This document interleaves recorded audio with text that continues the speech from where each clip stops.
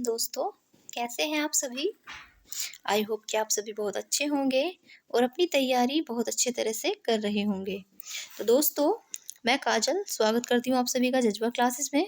शुरू करते हैं अपनी आज की क्लास मिसलेनियस क्वेश्चन के साथ। ये एक प्रैक्टिस सेट हम लगाने जा रहे हैं उत्तर प्रदेश पुलिस के लिए, जो कि बहुत ही इम्पोर्टेंट होने वाला है। इसके क्वेश्चन सभी एग्जाम्स के लिए अति महत्वपूर्ण होंगे। तो क्वेश्चन नंबर 1 है, वैक्यूम फ्लास्क का आविष्कार किसने किया था? तो वैक्यूम फ्लास्क का आविष्कार हमें बताना है किसने किया था। वैक्यूम फ्लास्क का आविष्कार करने वाले व्यक्ति का नाम था जेम्स डेवर। किसने किया था? जेम्स डेवर ने वैक्यूम फ्लास्क का आविष्कार किया था और इसका आविष्कार 1892 में किया गया था, 1892 में। चार्ल्स बेबेज की अगर हम बात करें तो इन्हें कहा जाता है कंप्यूटर का जनक के रूप में हम इन्हें जानते हैं। और अगर आपसे पूछा जाए कंप्यूटर का हिंदी में नाम क्या होता है, तो कंप्यूटर को हम हिंदी में संगणक के नाम से जानते हैं। संगणक किस नाम से जानते हैं?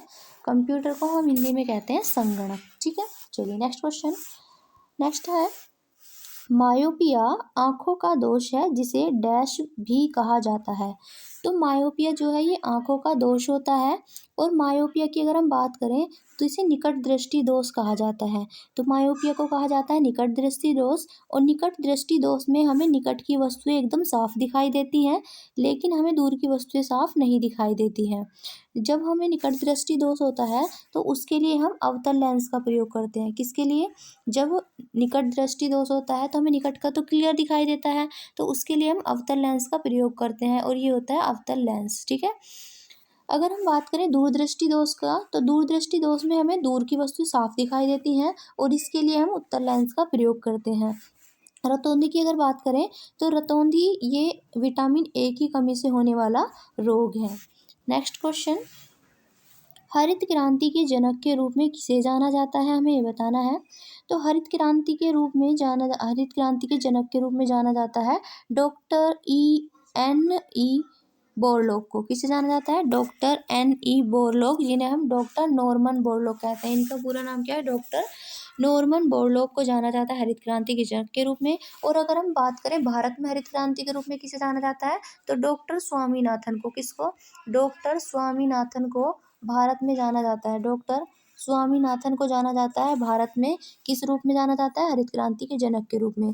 नॉर्मन बोरलॉग को विश्व में हरित क्रांति के लिए जाना जाता है और इनको 1970 में इसके लिए नोबेल प्राइज भी दिया गया था। क्या दिया गया था? 1970 में इनको नोबेल प्राइज भी मिला था।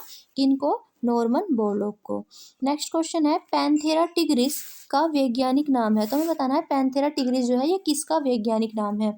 तो पैंथेरा टिग्रिस जो ये नाम है ये है बाघ का। बाघ को बाघ का जो रासायनिक वैज्ञानिक नाम है, बाघ का रासायनिक नहीं वैज्ञानिक, तो बाघ का जो वैज्ञानिक नाम है वो है बाघ। ठीक है, बाघ का रासायनिक नाम, अरे रासायनिक क्यों आ रहा है, तो बाघ का जो वैज्ञानिक नाम है हमारा वो है पैंथेरा टिग्रिस। नेक्स्ट है, कांच को डैश भी कहा जाता है। तो बताना है कांच को हम क्या कहते हैं। कांच को और क्या कहते हैं, तो कांच को हम अतिशीत द्रव्य भी कहते हैं। क्या कहा जाता है? तो कांच को कहा जाता है अतिशीत द्रव्य भी। नेक्स्ट क्वेश्चन देखेंगे। नेक्स्ट क्वेश्चन है हमारा क्वेश्चन नंबर 6, भारतीय वन सेवा के कैडरों का या के नियंत्रक प्राधिकृत वर्णित विकल्पों में से कौन सा है। तो जो भारतीय वन सेवा के कैडरों के जो नियंत्रक प्राधिकरण में वर्णित विकल्पों में से इनमें से कौन सा सही होगा, हमें ये बताना है। तो यहाँ पर जो ये पर्यावरण, वन एवं जलवायु परिवर्तन मंत्रालय है ये इसके अंडर आता है। नेक्स्ट क्वेश्चन है, कुंड जो है डैश का लोक नृत्य, हमें बताना है कुंड किसका लोक नृत्य है। तो कुंड की अगर बात की जाए तो ये जम्मू कश्मीर का लोक नृत्य है। वहीं अगर केरल की बात करें तो केरल के शास्त्रीय नृत्य में मोहिनी अट्टम बहुत ज़्यादा फेमस है। पूछा जाता है मोहिनी अट्टम किसका है? मोहिनी अट्टम किसका है? केरल का है। ठीक है, कथकली की बात की जाए तो कथकली भी किसका है? केरल का है। ये पूछा जाता है बहुत ज़्यादा। आंध्र प्रदेश की अगर बात करें तो आंध्र प्रदेश का है कुचिपुड़ी। कौन सा है? कुचिपुड़ी। कुचिपुड़ी किसका है? तो कुचिपुड़ी है आंध्र प्रदेश का ठीक है, चलिए आगे बढ़ते हैं। नेक्स्ट क्वेश्चन, स्वराज्य मेरा जन्मसिद्ध अधिकार है, हमें बताना है ये कथन किसका है। तो ये बहुत ज़्यादा फेमस कथन है तिलक जी का। बाल गंगाधर तिलक ने कहा था स्वराज्य मेरा जन्मसिद्ध अधिकार है और मैं इसे लेकर रहूँगा। तो ये इनका बहुत ज़्यादा फेमस कथन है जो पूछा जाता है आपसे बार बार एग्जाम्स के अंदर। और इसी के साथ गांधी जी की अगर हम बात करें तो गांधी जी ने कहा था तुम कौन सा, चलिए पहले तो आपको बताना है, तुम मुझे खून दो मैं तुम्हें आज़ादी दूंगा। और डू एंड डाई, करो या मरो का नारा देने वाले कौन थे, तो गांधी जी थे। नेक्स्ट क्वेश्चन है हमारा, नाम मात्र पैसे की आपूर्ति की विकास दर में वृद्धि का परिणाम डैश होता है। यानी कि अगर नाम मात्र के पैसे की आपूर्ति जो है उसकी जो विकास दर में वृद्धि का जो परिणाम होगा वो क्या होगा, हमें बताना है इससे क्या होता है। तो इससे क्या होगा, जो मुद्रास्फीति है उसकी जो दर है वो क्या हो जाएगी, उच्च हो जाएगी। तो मुद्रास्फीति की दर क्या हो जाती है, इससे उच्च हो जाती है। नेक्स्ट क्वेश्चन है, स्फेलेराइट डैश का एक अयस्क या खनिज है। तो स्फेलेराइट हमें बताना है ये किसका खनिज होता है या अयस्क होता है। तो ये स्फेलेराइट जिंक का एक अयस्क होता है। नेक्स्ट है, देहरादून की राजधानी हमें बताना है क्या है। तो देहरादून की राजधानी आप सभी जानते हैं, अच्छा देहरादून किसकी राजधानी है, सॉरी, तो देहरादून किसकी राजधानी है, ये उत्तराखंड की राजधानी है। उत्तराखंड की अगर हम बात करें तो उत्तराखंड उत्तर प्रदेश से अलग करके एक नया राज्य बनाया गया था। तो उत्तर प्रदेश के 13 पहाड़ी राज्यों को जिलों को 13 पहाड़ी जिलों को काट कर बनाया गया था हमारा उत्तराखंड। और उत्तराखंड को जब उत्तर प्रदेश से अलग किया गया था तो वो ईयर है हमारा सन 2000। और डेट अगर पूछे तो 9 नवंबर सन 2000 को उत्तर प्रदेश से अलग करके बनाया गया था। क्या बनाया गया था अलग करके, उत्तरांचल। तो उत्तरांचल इसका नाम किया गया था उस टाइम पर। और बाद में इसका नाम सन 2007 में इसका नाम बदलकर उत्तराखंड कर दिया गया था। नेक्स्ट क्वेश्चन देखेंगे, गिर के जंगल डैश में स्थित है। तो गिर के जंगल स्थित है गुजरात में। और गिर नेशनल पार्क भी आपसे पूछा जाता है, गिर राष्ट्रीय उद्यान कहाँ है। तो गिर राष्ट्रीय उद्यान भी गुजरात के अंदर है, जो कि एशियाई बब्बर शेरों के लिए जाना जाता है। किसके लिए जाना जाता है, एशियाई बब्बर शेरों के लिए जाना जाता है गुजरात का गिर नेशनल पार्क। ठीक है, चलिए आगे बढ़ते हैं। नेक्स्ट क्वेश्चन, बाबर का जन्म वर्ष में हुआ था, हमें बताना है डैश किस वर्ष में बाबर का जन्म हुआ था। तो बाबर का जन्म हुआ था 1483 में। कब हुआ था, तो 1483 में बाबर का जन्म हुआ था। और बाबर का जब जन्म हुआ था तो आपसे पूछा जाता है कहाँ पर हुआ था, तो इसका हुआ था फरगना में। कहाँ पे हुआ था, बाबर का जन्म फरगना में हुआ था। और बाबर के बेटे का नाम था हुमायूं। क्या नाम था, हुमायूं।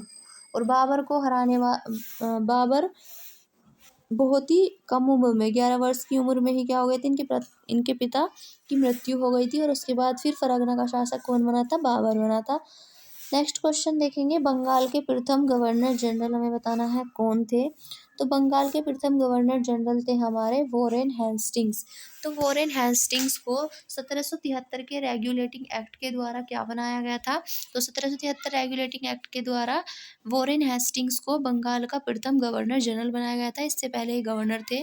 तो गवर्नर जनरल का पद 1773 के एक्ट के द्वारा जो बनाया गया था वो वॉरेन हेस्टिंग्स को बनाया गया था। इसी के साथ 1773 के रेगुलेटिंग एक्ट के द्वारा ही 1774 में क्या किया गया था, कलकत्ता में सुप्रीम कोर्ट की स्थापना की गई थी।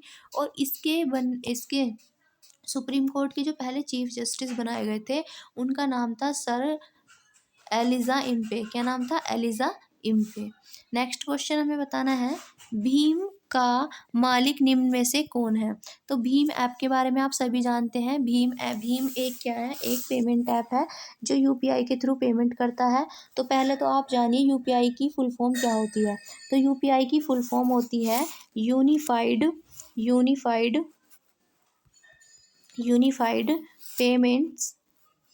Payment unified payment interface. क्या होती है, यूनिफाइड पेमेंट इंटरफेस, ये यूपीआई की फुल फॉर्म होती है। अब हमें बताना है कि जो भीम ऐप का जो मालिक है वो कौन है। तो भीम ऐप का जो इनमें से मालिक है वो है भारतीय राष्ट्रीय भुगतान निगम। तो जो हमारा भारतीय राष्ट्रीय भुगतान निगम है ये क्या है, इसका मालिक है। और ये जो भीम ऐप है ये डॉक्टर भीमराव अंबेडकर जी के नाम पर क्या किया गया है, बनाया गया है। क्लियर है, चलिए आगे बात करते हैं। क्वेश्चन नंबर 16, पृथ्वी के चुंबकीय क्षेत्र का क्या कारण है? तो पृथ्वी के चुंबकीय क्षेत्र का कारण क्या है, हमें ये बताना है। तो जो भूगोड़ के अंदर का जो चक्राक धाराएं हैं, ये इसका कारण है, इसके चुंबकीय होने का। नेक्स्ट क्वेश्चन है, शार्क का मुख्यालय कहाँ पर है? तो शार्क के मुख्यालय की अगर हम बात करें तो शार्क का मुख्यालय है हमारा काठमांडू में। और शार्क की बात की जाए तो शार्क की जो स्थापना हुई थी वो हुई थी 1985 में। कब हुई थी शार्क की स्थापना? 1985 में हुई थी। और इसमें दक्षिण एशियाई देशों शार्क के अंदर शामिल है। इसकी स्थापना 1985 में नेपाल के काठमांडू में हुई थी। हेग की अगर हम बात करें तो यहाँ पर इंटरनेशनल जो कोर्ट है, अंतर्राष्ट्रीय न्यायालय कहाँ पर है? वो हमारा हेग में स्थित है। नेक्स्ट क्वेश्चन देखेंगे, हिमालय के सबसे बाहरी पर्वत श्रेणी कौन सी है? तो हिमालय की सबसे बाहरी पर्वत श्रेणी की अगर हम बात करें तो वो है शिवालिक। कौन सी है? शिवालिक। तो सबसे ऊपर महान हिमालय, फिर मध्य हिमालय पड़ता है, फिर नीचे जो पड़ता है हमारा वो होता है हमारा शिवालिक हिमालय। शिवालिक हिमालय को हम बाहरी पर्वत के नाम से भी जानते हैं। नेक्स्ट क्वेश्चन देखेंगे, सामान्यतः किसे भारतीय पुनर्जागरण का जनक माना जाता है? तो भारत के अंदर जो पुनर्जागरण का जनक माना जाता है वो माना जाता है राजा राममोहन राय को। राजा राममोहन राय ये कोई राजा नहीं थे, इन्हें राजा की उपाधि दी गई थी और इन्हें ही भारत में कहा जाता है पुनर्जागरण का जनक। और राजा राममोहन राय ने ही ब्रह्म समाज की स्थापना की थी। कौन से समाज की? ब्रह्म समाज की स्थापना की थी। और कब की थी? 1828 में। 1828 में इनके द्वारा ब्रह्म समाज की स्थापना की गई थी और इन्हें भारत में पुनर्जागरण का जनक कहा जाता है। नेक्स्ट क्वेश्चन है, प्रायद्वीपीय भारत की सबसे लंबी नदी कौन सी है? तो प्रायद्वीपीय भारत की अगर हम बात करें, देखिए जो भारत का जो साउथ वाला एरिया है इसे हम प्रायद्वीपीय भारत कहते हैं। तो प्रायद्वीपीय भारत की हमसे पूछा है सबसे लंबी नदी कौन सी है? तो प्रायद्वीपीय भारत की सबसे लंबी नदी है गोदावरी। कौन सी है? गोदावरी। ये गोदावरी नदी दक्षिण भारत में, प्रायद्वीपीय भारत में सबसे लंबी नदी है, इसलिए इसको दक्षिण भारत की गंगा भी कहते हैं। गोदावरी को क्या कहा जाता है? दक्षिण भारत की गंगा कहा जाता है। इसी के साथ साथ गोदावरी नदी को वृद्ध गंगा भी कहा जाता है। क्या कहा जाता है? इसको वृद्ध गंगा के नाम से भी जाना जाता है। और गोदावरी की अगर बात करें ये कहाँ से निकलती है, तो गोदावरी नदी निकलती है त्र्यंबकेश्वर से। कहाँ से निकलती है? त्र्यंबकेश्वर से निकलती है। और त्र्यंबकेश्वर कहाँ पड़ता है? महाराष्ट्र में पड़ता है। समझ में आई इतनी चीज़ें? चलिए नेक्स्ट देखते हैं क्वेश्चन नंबर 21। क्वेश्चन नंबर 21 में कहा गया है, निम्नलिखित में से किससे स्टेनलेस स्टील में कठोरता आती है? तो जो हमारी स्टेनलेस स्टील होते हैं इसमें जो कठोरता आती है वो किसके कारण आती है, हमें ये बताना है। तो वो है कार्बन। कार्बन की वजह से ही स्टेनलेस स्टील के अंदर क्या आती है? कठोरता आती है कार्बन से। नेक्स्ट क्वेश्चन है, निजता का अधिकार किसके अधीन आता है? निजता का अधिकार जिसे हम राइट टू प्राइवेसी कहते हैं। राइट टू प्राइवेसी ये हमारा आता है आर्टिकल 21 के अंदर। किसके अंदर आता है हमारा ये? तो आता है आर्टिकल 21 के अंदर। निजता का अधिकार यानी कि राइट टू प्राइवेसी। आप क्या करते हैं, अपने फ़ोन में एक लॉक लगा के रखते हैं ना, ताकि आपका कोई फ़ोन ना छेड़े या उसे ना चलाए। तो ये जो आपका अधिकार है ये आपका राइट टू प्राइवेसी के अंदर आता है, अपने फ़ोन में लॉक लगा के रखना भी। तो राइट टू प्राइवेसी आर्टिकल 21 के अंदर आता है। जीवन साथी चुनने का अधिकार आर्टिकल 21 के अंदर आता है। प्राण और दैहिक स्वतंत्रता का अधिकार आर्टिकल 21 के अंदर आता है। आप खुली हवा में अच्छे से सांस लें, ये सारे अधिकार आपको किस में दिए गए हैं? आर्टिकल 21 के अंदर आते हैं। आर्टिकल 19 की अगर हम बात करें तो यहाँ पर आपको अभिव्यक्ति की स्वतंत्रता दी गई है, right to speech and express. तो यहाँ पर जो आपको दी गई है किसकी? अभिव्यक्ति की स्वतंत्रता, आपको बोलने की आज़ादी है, आप कुछ भी बोल सकते हैं। ये सब किस में दिया गया है? आर्टिकल 19 में दिया गया है। आर्टिकल 20 की अगर हम बात करें तो यहाँ पर दो सिद्धि के संबंध में संरक्षण की बात की गई है आर्टिकल 20 के अंदर। और आर्टिकल 18 की अगर हम बात करें तो यहाँ पर उपाधियों का अंत किया गया है। तो अब किसी भी प्रकार की जो ये राजा वगैरह की उपाधि, से राजा राममोहन राय राजा नहीं थे लेकिन इन्हें राजा की उपाधि दी गई थी, तो इस तरह की उपाधियों का अंत कर दिया गया है आर्टिकल 18 के अंदर। लेकिन आर्टिकल 18 में ये भी कहा गया है कि जो हमने अपने ज्ञान के आधार पर अर्जित की हैं उपाधियाँ उन्हें हम ले सकते हैं। जैसे कि अगर कोई डॉक्टर इंजीनियर बनता है तो इस तरह से वो अपने नाम के आगे डॉक्टर लगा सकते हैं, या फिर जो सेना में जो उपाधियाँ मिलती हैं वो इसके अधीन नहीं आती हैं। ठीक है, चलिए आगे बढ़ते हैं। Next question, question number 23, Shahjahan के शासनकाल में कौन सा विदेशी यात्री भारत आया था? तो हमें बताना है शाहजहाँ के टाइम पे आने वाला विदेशी यात्री कौन था। तो शाहजहाँ के टाइम पर आया था मनुची। कौन आया था? मनुची। ये मनुची आया था शाहजहाँ के टाइम पर। और यही अगर बात करें इब्न बतूता, ये कहाँ से आया था? तो ये मोरक्को से आया था। कहाँ से आया था? मोरक्को से आया था इब्न बतूता। कब आया था? 1333 में आया था। किसके टाइम में आया था? तो ये मोहम्मद बिन तुगलक के टाइम में आया था। और मोहम्मद बिन तुगलक ने क्या किया था? इसको काजी के पद पर बिठाया था। और काजी उस टाइम पर क्या हुआ करता था? काजी हुआ करता था इनका न्यायाधीश। तो न्यायाधीश के पद पर मोहम्मद बिन तुगलक ने किसको बिठाया था? इसको ही, इब्न बतूता को, जो कि मोरक्को से आया था। ठीक है। और इसके द्वारा एक पुस्तक लिखी गई थी रेहला। ये आपसे बहुत पूछी जाती है, कौन सी पुस्तक लिखी गई थी? रेहला। तो रेहला किसकी है? ये भी इब्न बतूता ने लिखी थी। क्लियर है। नेक्स्ट क्वेश्चन है मंगल ग्रह के कितने उपग्रह हैं?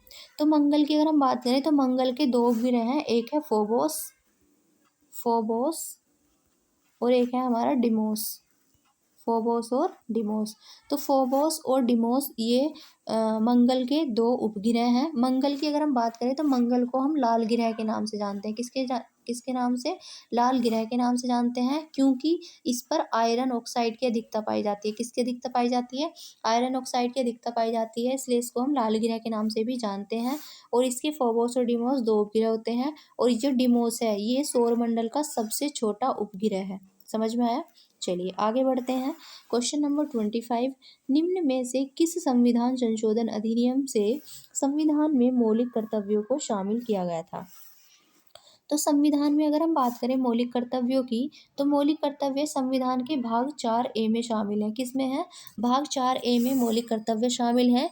जब संविधान में मौलिक कर्तव्य शामिल किए गए थे तो ये सरदार स्वर्ण सिंह समिति की सिफारिश के आधार पर किए गए थे। किसके द्वारा? सरदार स्वर्ण सिंह समिति की सिफारिश के आधार पर इसमें 10 मौलिक कर्तव्यों को शामिल किया गया था। लेकिन इसमें फिर बाद में एक और मौलिक कर्तव्य जोड़ा गया, 11वां मौलिक कर्तव्य है। और 11वां मौलिक कर्तव्य जो जोड़ा गया था, ये जोड़ा गया था 42वें संविधान संशोधन, सॉरी, ये जोड़ा गया था 86वें संविधान संशोधन के द्वारा। 11वां कब जोड़ा गया था? 11वां जो मौलिक कर्तव्य है वो 86वें संविधान संशोधन के द्वारा जोड़ा गया था। जबकि जो 10 मौलिक कर्तव्य संविधान में जोड़े गए थे वो 42वें संविधान संशोधन के द्वारा जोड़े गए थे। ठीक है, तो समझ में आया? तो कब जोड़ा गया था? तो मौलिक कर्तव्य जोड़े गए थे 42वें संविधान संशोधन के द्वारा। 42वां संविधान संशोधन हुआ था 1976 में। और 11वां जो मौलिक कर्तव्य जोड़ा गया था वो जोड़ा गया था हमारा 86वें संविधान संशोधन के द्वारा वर्ष 2002 में। क्लियर। चलिए आगे बढ़ते हैं। नेक्स्ट क्वेश्चन है निम्नलिखित में से क्या जल में घुलनशील नहीं है? तो हमें बताना है इनमें से कौन सा जल में घुलनशील नहीं है। तो जो लेड सल्फेट है ये जल में घुलनशील नहीं होता है। आगे बात करते हैं क्वेश्चन नंबर 27 की। हमें बताना है इनमें से कौन सा केंद्रीय जांच ब्यूरो यानी कि CBI के बारे में सही नहीं है। तो हमें बताना है जो सही नहीं है वो वाला। तो इसमें 3 कथन सही दिए हुए हैं और एक क्या है? गलत है। पहला है यह केंद्रीय सरकार की एक प्रमुख जांच एजेंसी है। बिल्कुल भाई, CBI एक बिल्कुल क्या है? ये केंद्र सरकार की एक प्रमुख जांच एजेंसी है। ठीक। इसके 3 विभाग हैं, भ्रष्टाचार विरोधी विभाग, अपराध विशेष अपराध विभाग और आर्थिक अपराध विभाग। ये भी ठीक है। फिर है यह सर्वोच्च न्यायालय के मार्गदर्शन के तहत एक स्वायत्त निकाय के रूप में कार्य करता है। नहीं, ये सर्वोच्च न्यायालय के तहत उसके मार्गदर्शन में एक स्वायत्त निकाय के रूप में कार्य नहीं करता है। फिर है इसे क्रमिक पेंशन और शिकायत मंत्रालय के अधीन रखा जाता है। बिल्कुल, तो ये किसके अंदर आती है? कार्मिक मंत्रालय, पेंशन और शिकायत मंत्रालय के अधीन इसको रखा जाता है। तो यहाँ पर ऑप्शन नंबर C गलत है और हमें गलत ही बताना था, तो इसलिए ऑप्शन नंबर C क्या होगा? सही जवाब होगा। नेक्स्ट क्वेश्चन है 28, कौन से पुर्तगाली नेता ने ब्लू वाटर पॉलिसी शुरुआत की थी? तो ब्लू वाटर पॉलिसी शुरू करने वाला था फ्रांसिस्को डी अल्मीडा। कौन था? फ्रांसिस्को डी अल्मीडा था। फ्रांसिस्को डी अल्मीडा के द्वारा क्या शुरू की गई थी? ब्लू वाटर पॉलिसी, जिसे हम नीली क्रांति के रूप में भी जानते हैं। ठीक है, एस्टांडो डी इंडिया भी इन्हीं को कहा जाता है, पुर्तगालियों को। अब क्वेश्चन नेक्स्ट, इसमें हमें 2 लिस्ट दी गई हैं, एक लिस्ट को दूसरी लिस्ट से मैच करना है। चलिए, तो सबसे पहले मैं बता रहा है आगरा के बारे में। तो आप सभी जानते हैं भाई, आगरा के अंदर है ताजमहल, और ताजमहल दुनिया के 7 अजूबों में से एक अजूबा भी माना जाता है। तो ये जो आगरा का ताजमहल है, ये पर्यटन की दृष्टि से महत्वपूर्ण है और यहाँ पर पर्यटन काफ़ी होता है आगरा के अंदर। अब बात करते हैं कानपुर की। तो कानपुर मैंने आपको बताया था कि चमड़ा उद्योग के लिए फ़ेमस है कानपुर। तो कानपुर किसके लिए फ़ेमस है? चमड़ा उद्योग के लिए। हमारा मेरठ फ़ेमस है खेल-कूद सामान स्पोर्ट्स के लिए फ़ेमस है हमारा मेरठ। कैंची के लिए फ़ेमस है मेरठ। इसी के साथ मेजर ध्यानचंद से संबंधित जो एक एकेडमी बन रही है, वो भी कहाँ पर बन रही है? उनके नाम पर, वो भी मेरठ में बन रही है। और अब बात करते हैं मुरादाबाद। तो मुरादाबाद धातु पात्रों के लिए फ़ेमस है। पीतल का सामान, जो पीतल नगरी के नाम से जाना जाता है, वो कौन है? हमारा मुरादाबाद है। तो फर्स्ट का फोर्थ है, फर्स्ट का फोर्थ 2 ऑप्शन में दिया है। फिर हमारा सेकंड का है हमारा चमड़े का सेकंड का है फर्स्ट, और सेकंड का फर्स्ट ऑप्शन नंबर बी में दिया है। तो ऑप्शन नंबर बी क्या होगा यहाँ? सही जवाब होगा। तो आगरा फेमस है पर्यटन के लिए, कानपुर चमड़े के लिए, मेरठ खेलकूद के सामान के लिए, और मुरादाबाद हमारा धातु पात्र अर्थात पीतल नगरी। नेक्स्ट क्वेश्चन है, हिंडाल्को स्थापित है, हमें बताना है ये हिंडाल्को कहाँ पर स्थापित है। हिंडाल्को की अगर बात की जाए तो ये रेणुकूट में स्थापित है। कहाँ पर है ये? रेणुकूट में स्थापित है। नेक्स्ट क्वेश्चन है, निम्नलिखित में से कौन सा युग्म सम्मिलित नहीं है? तो इनमें से हमें बताना है कौन सा सम्मिलित नहीं है। तो वृंदावन मंदिर की अगर हम बात करें, तो वृंदावन मंदिर हमारा बताना है कहाँ पर है? तो बताइए। तो वृंदावन मंदिर क्या हमारा लखनऊ में है? वो सॉरी, मथुरा में है। हाँ, बिल्कुल सही जवाब है हमारा। वृंदावन मंदिर कहाँ पर है? मथुरा में है। विश्वनाथ मंदिर वाराणसी में है। देवी पाटन मंदिर ये तुलसीपुर में है। लेकिन जे.के. मंदिर जो है ये लखनऊ में स्थित नहीं है, और जो नहीं है हमें वही बताना। तो ऑप्शन नंबर बी क्या होगा यहाँ पर? सही जवाब होगा। नेक्स्ट क्वेश्चन देखेंगे, क्वेश्चन नंबर 32। उत्तर प्रदेश का प्राचीनतम जीवंत नगर है। तो उत्तर प्रदेश का सबसे प्राचीनतम जीवंत नगर हमें बताना है कौन सा है? तो वो है वाराणसी, जो धार्मिक स्थल है, फेमस बहुत ज़्यादा, और जिसे घाट और इसे घाटों की भूमि के रूप में भी जाना जाता है। कन्नौज की अगर हम बात करें, तो कन्नौज को हम इत्र नगरी के नाम से जानते हैं, ठीक है। और अयोध्या आपको पता ही है, अयोध्या में कौन सी नदी है? सरयू नदी। कौन सी नदी? सरयू नदी कहाँ पर बहती है? तो अयोध्या में, ठीक है। और इलाहाबाद का नाम क्या है? प्रयागराज है, और यहीं पर हमारा हाई कोर्ट स्थित है। और हाई कोर्ट के जो हमारे जज हैं, उनका नाम है मनोज गुप्ता, मनोज कुमार गुप्ता। क्या नाम है भाई? मनोज कुमार गुप्ता। ये क्या है? हमारे हाई कोर्ट के जज हैं। अगर हम बात करें भारत में कितने हाई कोर्ट हैं, तो भारत में 25 हाई कोर्ट हैं। और कितने सुप्रीम कोर्ट हैं? तो एक सुप्रीम कोर्ट है जो कि दिल्ली में स्थित है। नेक्स्ट क्वेश्चन देखेंगे, निम्नलिखित में से कौन सा विश्व धरोहर स्थल नहीं है? तो इनमें से हमें बताना है कौन सा विश्व धरोहर स्थल नहीं है, हमें वो बताना है। तो अगर हम यह बात करें आगरा का किला, तो ये आगरा का किला हमारा विश्व धरोहर स्थल है। फतेहपुर सीकरी भी हमारा क्या है? ये विश्व धरोहर स्थल में शामिल है। और ताजमहल तो है ही है, लेकिन जो अकबर का मकबरा है, ये अकबर का मकबरा ये विश्व धरोहर स्थल में शामिल नहीं है। और जो नहीं है हमें वही बताना है। तो ऑप्शन नंबर डी क्या होगा? सही जवाब होगा। अब हमें बताना है भोंटा मृदा उत्तर प्रदेश राज्य के किस क्षेत्र में पाई जाती है? तो भोंटा मृदा की यहाँ पर हम बात कर रहे हैं। भोंटा मृदा जो पाई जाती है वो विंध्य वाले पहाड़ी क्षेत्र में पाई जाती है। भोंटा मृदा उत्तर प्रदेश के अंदर। नेक्स्ट क्वेश्चन है, खिज्र खां ने कौन से राजवंश का प्रारंभ किया था? तो खिज्र वंश के द्वारा दिल्ली सल्तनत में ही सैयद वंश की स्थापना की गई थी। खिज्र खां था दिल्ली वंश के अंदर किसको स्थापित करने वाला? दिल्ली सल्तनत के अंदर खिज्र खां ने सैयद वंश की स्थापना की थी। और इसने सैयद वंश की स्थापना 1414 में की थी। कब की थी? 1414 में की थी, जो 1414 से लेकर कब तक चला था? 1451 तक चला था, ठीक है। लोधी वंश की अगर हम बात करें, तो लोधी वंश का संस्थापक था बहलोल लोधी। कौन था? बहलोल लोधी। क्या था ये था लोधी वंश का संस्थापक। खिलजी की अगर बात करें, तो खिलजी वंश में अलाउद्दीन खिलजी का नाम आपने सुना होगा। इसने अलाउद्दीन खिलजी ने अपने ही चाचा को मारकर क्या करी थी? खुद गद्दी पर बैठ गया था।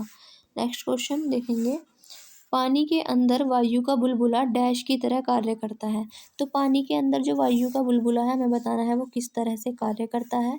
तो पानी के अंदर जो वायु का बुलबुला होता है वो अवतल लेंस की तरह कार्य करता है, और अवतल लेंस का प्रयोग हम करते हैं किसमें, निकट दृष्टि दोष में। तो जब निकट दृष्टि दोष हो जाता है हम यूज़ करते हैं अवतल लेंस का, और निकट दृष्टि दोष को हम मायोपिया के नाम से भी जानते हैं। नेक्स्ट क्वेश्चन है, स्वादन से आशय निम्नलिखित में से किससे है। तो स्वादन का मतलब होता है स्वाद से। नेक्स्ट क्वेश्चन, हर्षवर्धन अपनी धार्मिक सभा कहाँ क्या करता था, हमें ये बताना है। तो हर्षवर्धन जो अपनी धार्मिक सभा करता था ये कहाँ पर करता था, हमें ये बताना है। तो हर्षवर्धन जो अपनी सभाएं करता था वो करता था प्रयाग में। कहाँ पर करता था, हर्षवर्धन अपनी धार्मिक सभाएं प्रयाग में करता था। हर 5 साल में वो अपने यहाँ पर सभाओं का आयोजन करता था। नेक्स्ट क्वेश्चन है, श्वेत प्लेग को आमतौर पर किस नाम से जाना जाता है। तो ये जो श्वेत है, श्वेत प्लेग, इसको हम आमतौर पर क्षय रोग के नाम से भी जानते हैं। किस नाम से जानते हैं, इसको क्षय रोग के नाम से भी जानते हैं। और ये क्या है, ये बैक्टीरिया से होने वाली बीमारी है। किससे होने वाली, बैक्टीरिया से होने वाली ये एक बीमारी है, और ये हमारे लंग्स को प्रभावित करती है। लंग्स मतलब फेफड़ों, तो हमारे फेफड़ों को प्रभावित करती है। कौन सी बीमारी, क्षय रोग, जिसे हम श्वेत प्लेग भी कहते हैं। नेक्स्ट क्वेश्चन है, श्रेष्ठ प्रतिभूतियाँ क्या हैं। तो श्रेष्ठ प्रतिभूतियाँ क्या होती हैं हमें बताना है। तो श्रेष्ठ प्रतिभूतियाँ होती हैं जो सरकार द्वारा जारी प्रतिभूतियाँ होती हैं, उन्हें हम श्रेष्ठ प्रतिभूतियाँ कहते हैं। ठीक है, चलिए तो आज के लिए इतने ही क्वेश्चंस रखते हैं, बाकी फिर मिलते हैं कल एक नई वीडियो के साथ। और इस वीडियो की अगर आप पीडीएफ लेना चाहते हैं तो आप टेलीग्राम लिंक को ज्वाइन कर सकते हैं। इसको आपको टेलीग्राम जो लिंक है वो डिस्क्रिप्शन में मिल जाएगा, तो आप टेलीग्राम ज्वाइन करिएगा और वहाँ से आपको इसकी पीडीएफ मिल जाएगी। तो ध्यान रखिएगा अपना, फिर मिलते हैं अगली वीडियो में। तब तक के लिए जय हिंद, जय भारत।